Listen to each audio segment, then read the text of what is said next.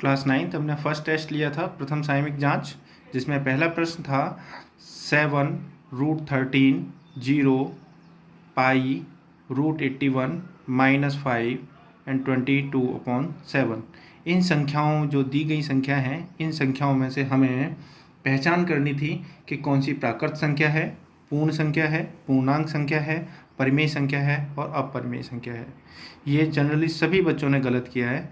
तो ध्यान रखो कि प्राकृत संख्या के अंदर 7 आता है और 7 पूर्ण के अंदर भी आएगा, पूर्णांक के अंदर भी आएगा, परिमेय संख्याओं के अंदर भी आएगा, है ना। परिमेय संख्याओं की क्या परिभाषा है कि p/q के रूप में होना चाहिए, तो इसको 7/1 लिख सकते हैं अपन। पूर्णांक में पॉजिटिव और नेगेटिव दोनों संख्याएं आती हैं। पूर्ण संख्या के अंदर ये वाली प्राकृत संख्या शामिल होती हैं। तो ये हो गया अपने पास। दूसरा √13। अब आपको मालूम है कि 13 है। एक तो पहले तो अभाज्य संख्या है ये, है ना, क्योंकि इसके केवल 2 ही गुणनखंड होते हैं, एक 1 और एक 13, यानी 1 से भाग जा सकता है और 13 का भाग जा सकता है।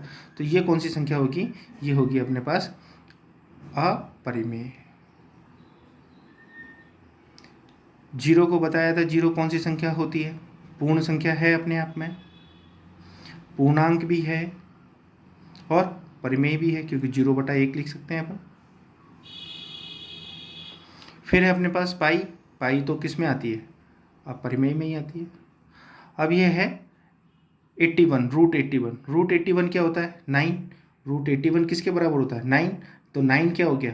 9 प्राकृत संख्या भी हो गई, पूर्ण संख्या भी हो गई, पूर्णांक भी हो गई और परिमेय संख्या भी हो गई, है ना, क्योंकि क्या है ये √81। थोड़ा सा आपको देखना था, है ना। √81 क्या होता है? 9 के बराबर होता है। तो 9 प्राकृत संख्या में भी आता है, पूर्ण में भी आता है और इसमें भी आता है आपके पास, देख लीजिए आप। अब आता है -5। -5 प्राकृत में आता नहीं है, पूर्ण में आता नहीं है, पूर्णांक में आता है, तो परिमेय में भी आएगा। 5/1 लिख सकते हैं, -5/1, ये आएगा ही नहीं।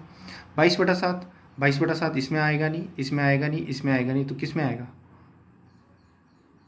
परिमेय में। तो ये हो गया कंप्लीट क्वेश्चन। इसको यदि आप इस टाइप से करते हैं तब आपको 1 नंबर दिया जाता है।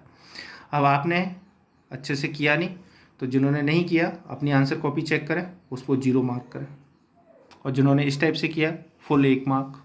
ठीक है, फिर आगे वाला क्वेश्चन करते हैं अपन। दूसरा प्रश्न था 0.523 को p/q में रूप में व्यक्त कीजिए। ये तो सबसे ज़्यादा इजी था, p/q के रूप में व्यक्त करना, यानी कि परिमेय संख्या के रूप में करना था। तो लिखा 0.523 इज इक्वल टू 523। डेसिमल हटाते हैं तो नीचे क्या आएगा? नीचे डेसिमल हटाएंगे तो क्या आएगा? जितने अंक हैं उतने 0 और आगे 1, 1 2 3, 1 2 3।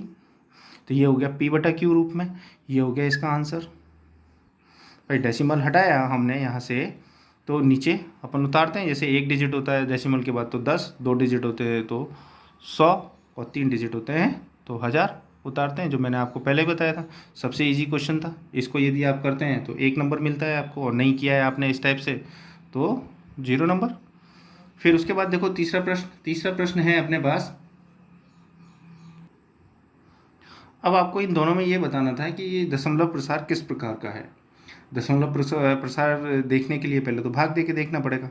तो यहाँ पे यदि हम 1/23 यानी 1 में 23 का भाग देंगे तो हमारे पास आएगा 0.43478260 9 और ये कंटिन्यू चलता रहेगा। और इधर आएगा 2.5, आगे इससे आगे जाएगा नहीं। तो ये तो प्रसार जो हो गया शांत वाला हो गया, शांत। और ये क्या हो गया? अशांत।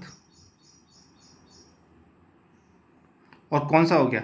आगे डॉट चल रहा है ना, अशांत है। तो अब इसमें देख लो, आपके पास आवर्ती है, इसमें आवर्ती नहीं है, कोई फिक्स पैटर्न नहीं लौट रहा, तो अशांत अनावर्ती। और ये हो गया शांत। तो इसको इस टाइप से करते हैं आप, तो वही भी इसमें आपको 1 नंबर मिलता है। अब इसके बाद अपने पास आता है 3 के बाद चौथा सवाल आता है अपने पास। चौथा सवाल था परिमेयीकरण का कि 1/√8 का परिमेयीकरण कीजिए, हर का परिमेयीकरण कीजिए। क्वेश्चन नंबर 4, हर का परिमेयीकरण कीजिए। तो इसका परिमेयीकरण करना था, हर का परिमेयीकरण करना था, हर का परिमेयीकरण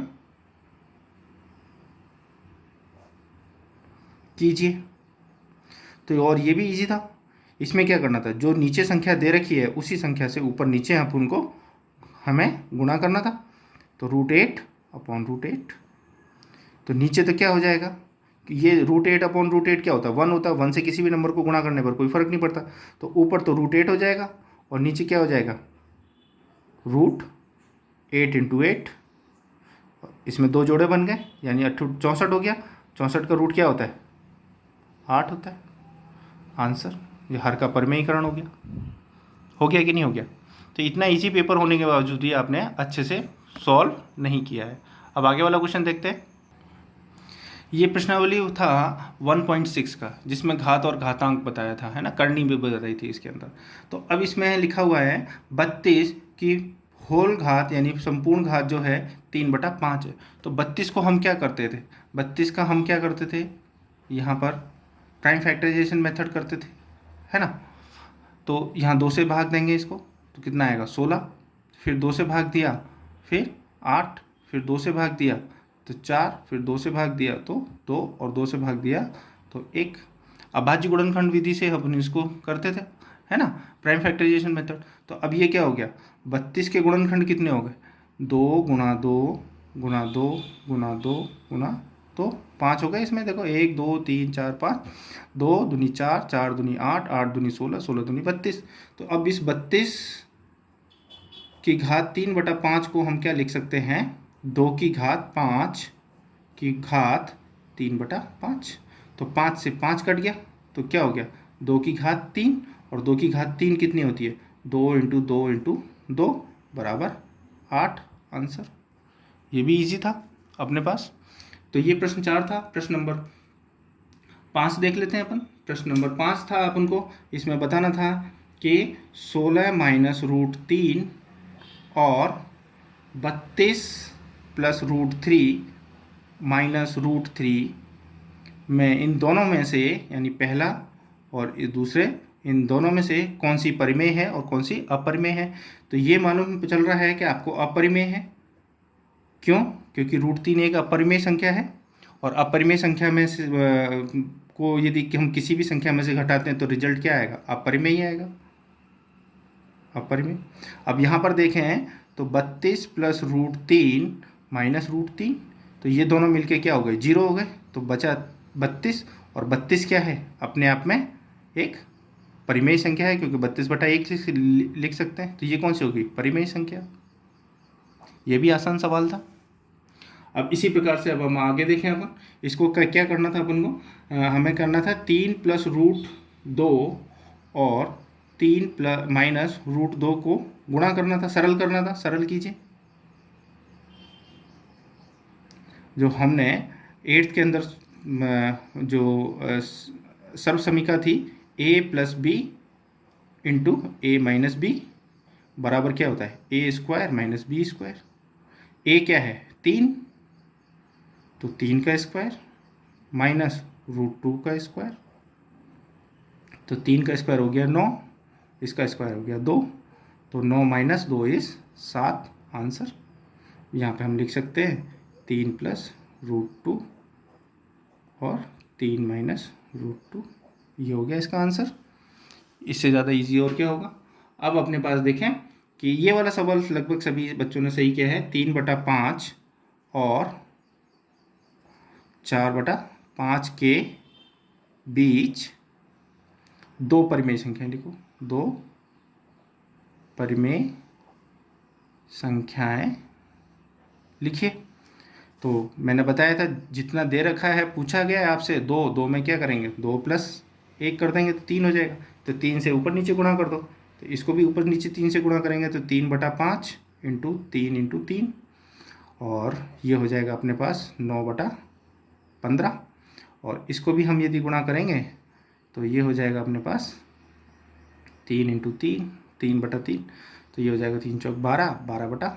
15, तो 9 से लेके 9/15 से लेके 10/15 और 11/15 और 12/15, ये हो गया इसका आंसर।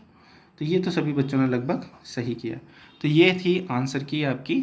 आप एक बार आपने जो किया है, जो आपके पास लिखा हुआ है, उसको देखो और अपनी गलती को पहचानो। सेल्फ एवेल्यूएशन यानी कि पुनः अपना स्वयं का मूल्यांकन करोगे तो ज़्यादा गणित समझ में आएगी कि आपने कहाँ कहाँ गलती हुई है आपसे।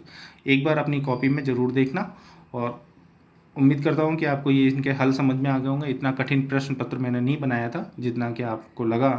आप इसको अच्छे से देखो एक बार। और अभी क्लास थोड़ी देर में हम स्टार्ट करेंगे, लाइव क्लास।